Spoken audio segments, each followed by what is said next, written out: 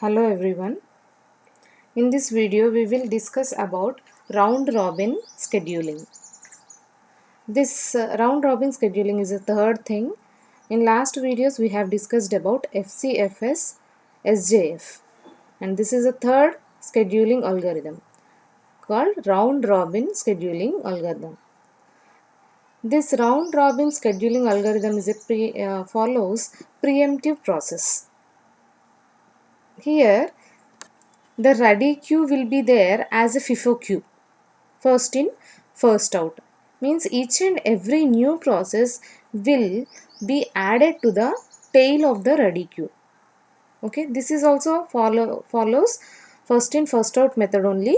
So all the new process which are added to the ready queue will be added to the tail. And the CPU scheduler will pick the first process from the ready queue, sets a timer to interrupt after one quantum and dispatches the process. Means here each and every process is provided with a fixed amount of time called quantum.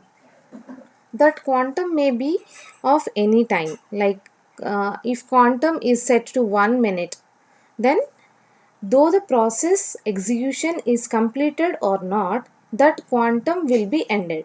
So if quantum is ended means CPU scheduler will leave that process and gets on to the another process. So within the quantum time, process have to be executed.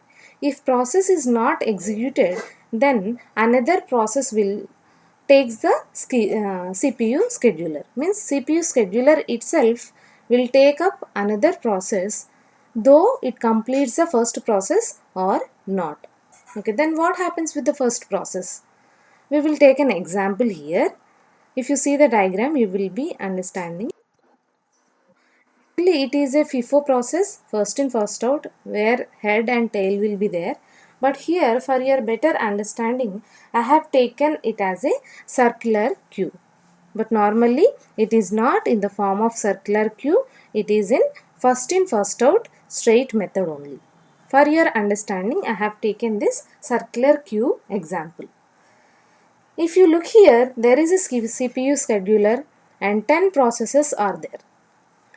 In these 10 processes, each and every process is having some time. The time limit is called quantum. Let us think that each and every process is given with the quantum period of 1 minute. So in that 1 minute, process 1 have to complete its execution. But what happens if process 1 takes a burst time of 2 minutes? It cannot do anything. After 1 minute of quantum time, CPU scheduler will jump to the second process. And after one more minute, it will jump to the third process. Like that, it will reach to the 10th process. Okay. Now, 10 processes have completed, have taken 1 minute of quantum time. Okay. So after executing the 10th process, again CPU scheduler will go back to the process 1 to execute remaining thing in the first process. Again one quantum time is given to process 1. Okay. In that quantum time, P1 have to complete the execution. This is how CPU scheduler will give one quantum time to each and every process, where it has to either process have to complete the execution in one quantum time, or it it will get the second chance after executing all the processes in the ready queue. Okay, in this motion, two things will be happen. What are those two things? The process may have a CPU burst of less than one time quantum. If process is having less than one quantum time, means one, I have said the quantum is of 1 minute of time. Okay, if first process is executing before 1 minute, that is one case. What happens if the process 1 executes before 1 minute of quantum time? This is one case. And the next case is what happens if process 1 is having the burst time of more than 1 minute.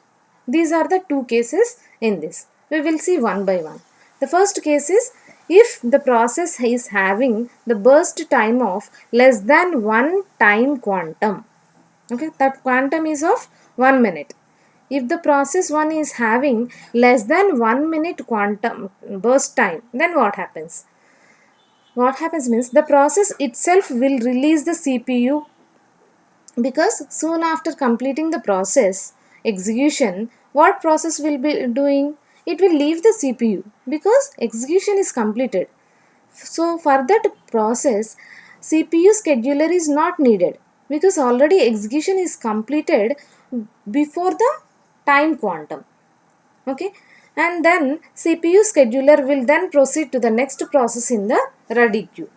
If suppose process 1 is executed, process 1 is having 30 seconds of burst time, but quantum is of 1 time quantum. Okay, then process 1 will complete its execution in 30 seconds, but more 30 seconds is left in time quantum of process 1. Before that only process 1 has completed its execution. So CPU, what CPU scheduler will do? Before completing that 30 seconds of time, it will jump to the second process, because CPU should not sit idle for any second. This is the major scheduling criteria which we have discussed in last videos. We have to use CPU up to 100%. This is the reason though process 1 have completed its execution in 30 seconds, CPU will jump to the next process without waiting for more 30 seconds, as quantum time is set to 1 minute. It will not wait for anything, but it will jump to the second process if process 1 is not using total 1 minute of time quantum. This will be happening if process executes before the time quantum. And the next case is what happens if the process 1 is taking more than 1 quantum time. Then what happens? A context switch will be executed here and the process will put at the tail of the ready queue. That is, we have already discussed about context switching in the last videos. What is meant by context switching? If process is executed, let us think that process 1 is having a burst time of 2 minutes, but here the time quantum is of only 1 minute. So after executing that 1 minute, more 1 minute is left for execution, but time quantum is set to 1 minute. So anyhow CPU scheduler will jump to the second process after reaching to the 1 time quantum. So this remaining thing is not executed in process 1. So process 1 will go back to the ready queue after process 10, because its time limit is completed. So process 1 execution is not completed. So that is the reason process 1 will go back to the ready queue after last process. What is the last process? P10.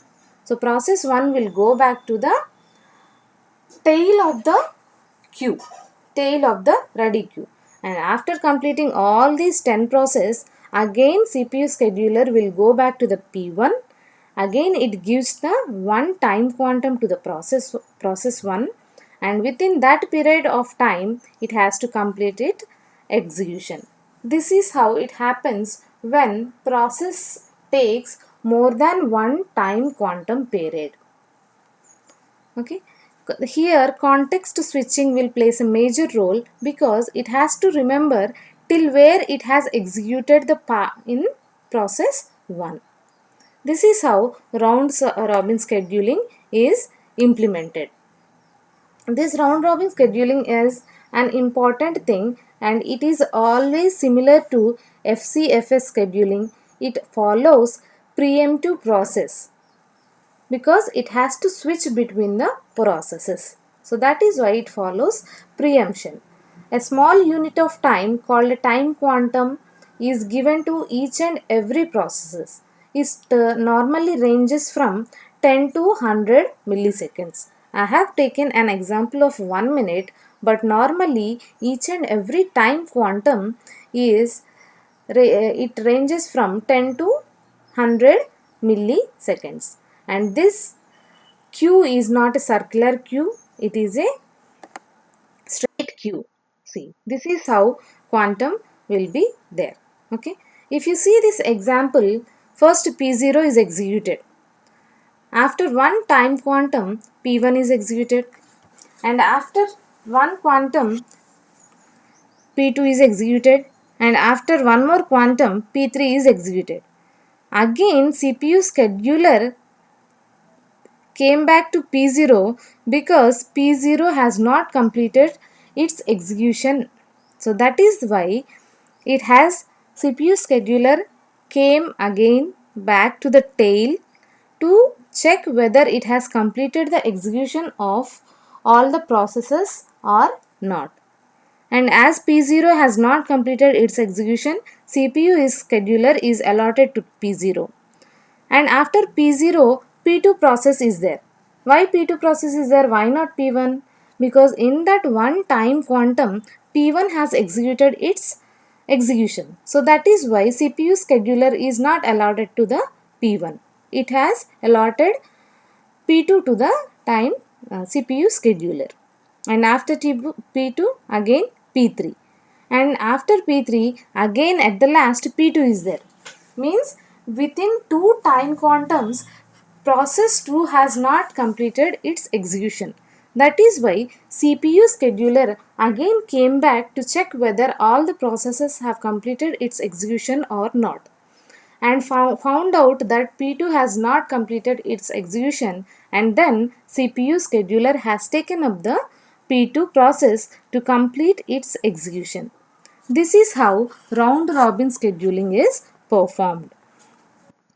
So this round robin scheduling algorithm is the benefit because all the disadvantages in FCFS and all the disadvantages in SJF are removed here in round robin scheduling. This is the fast look on the three scheduling processes. FCFS means it follows non-preemptive nature, where whatever the process comes first, it grabs the CPU first and executes the process, no matter about the time of burst time of the process. And second one is SJF. It follows the time. It always depends on the time. Okay. So whatever the processes is having less burst time, that process will be executed first here. Whichever the process is having largest burst time will be executed last. That happens in SJF. Coming to the round robin scheduling, here each and every process is allotted with one time quantum. So all the processes have to use that one time quantum. If at all it is not executing the process in one time quantum, it has to wait until CPU scheduler completes one complete ready queue processes. After executing processes in the ready queue, again it comes back to the first process to check whether it has completed its execution or not. If it is not completed its execution, then CPU scheduler will take up the first process again and will allot one time quantum again. This is how round robin scheduling is performed. These are the three major process scheduling algorithms. Okay, thank you.